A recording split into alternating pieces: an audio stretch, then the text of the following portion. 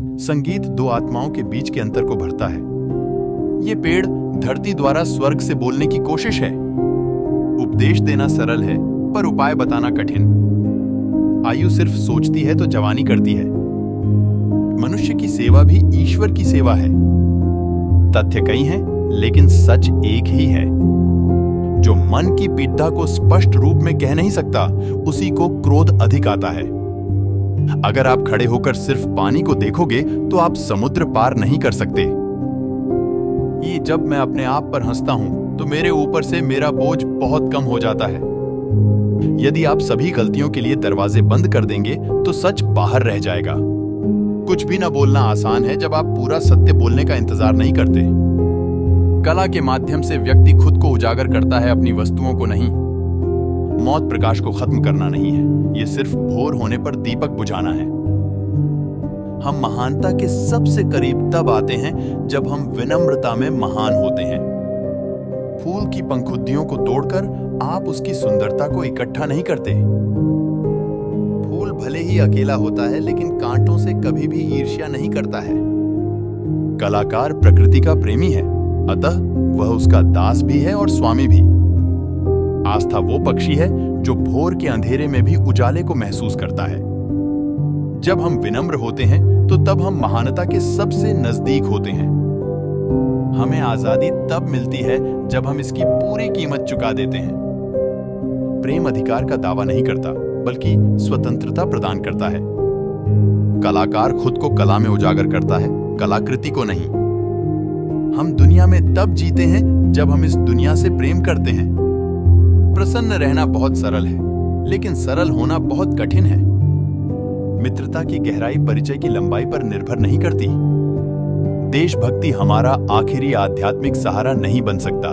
मेरा आश्रय मानवता है। मैं हीरे के दाम में कांच नहीं खरीदूंगा, और जब तक मैं जिंदा हूं, मानवता के ऊपर देशभक्ति की जीत नहीं होने दूंगा। बर्तन में रखा पानी हमेशा चमकता है, और समुद्र का पानी हमेशा गहरे रंग का होता है। लघु सत्य के शब्द हमेशा स्पष्ट होते हैं, महान सत्य मौन रहता है। प्रेम ही एकमात्र वास्तविकता है। ये महज एक भावना नहीं है, अपितु यह एक परम सत्य है जो सृजन के समय से हृदय में वास करता है।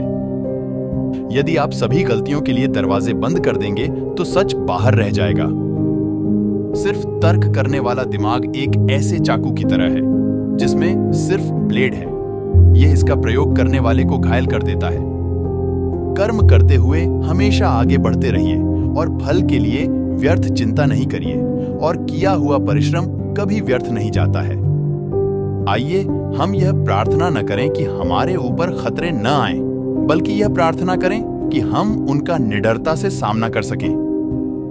उच्चतम शिक्षा वो है जो हमें सिर्फ जानकारी ही नहीं देती, बल्कि हमारे जीवन को समस्त अस्तित्व के साथ सद्भाव में लाती है। मैंने स्वप्न देखा कि जीवन आनंद है। मैं जागा और पाया कि जीवन सेवा है। मैंने सेवा की और पाया कि सेवा में ही आनंद है।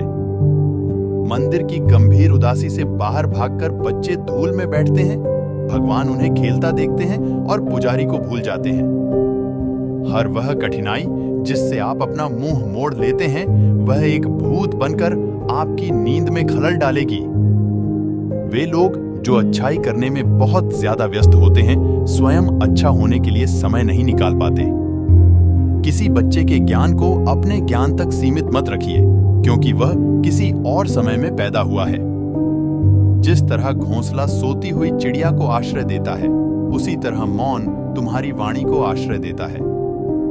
जो कुछ हमारा है वो हम तक तभी पहुंचता है जब हम उसे ग्रहण करने की क्षमता विकसित करते हैं। फूल एकत्रित करने के लिए ठहर मत जाओ, आगे बढ़े चलो। तुम्हारे पथ में फूल निरंतर खिलते रहेंगे। तितली महीने नहीं बल्कि एक एक पल को गिनती है। इस कारण उसके पास पर्याप्त समय होता है। ईश्वर भले ही बड़े बड़े साम्राज्य से उपजाता है, लेकिन छोटे छोटे फूलों से कभी रुष्ट नहीं होता है। विश्वविद्यालय महापुरुषों के निर्माण के कारखाने हैं और अध्यापक उन्हें बनाने वाले कारीगर हैं। चंद्रमा अपना प्रकाश संपूर्ण आकाश में फैलाता है, परंतु अपना कलंक अपने ही पास रखता है। कट्टरता सच को उन हाथों में सुरक्षित रखने की कोशिश करती है जो उसे मारना चाहते हैं। जो कुछ भी हमारा है वो हम तक आता है यदि हम उसे ग्रहण करने की योग्यता रखते हैं। कला क्या है? ये इंसान की रचनात्मक आत्मा की यथार्थ के पुकार के प्रति प्रतिक्रिया है। धूल अपना अपमान सहने की क्षमता रखती है और बदले में फूलों का उपहार देती है। प्रत्येक शिशु यह संदेश लेकर आता है कि ईश्वर अभी मनुष्यों से निराश नहीं हुआ है।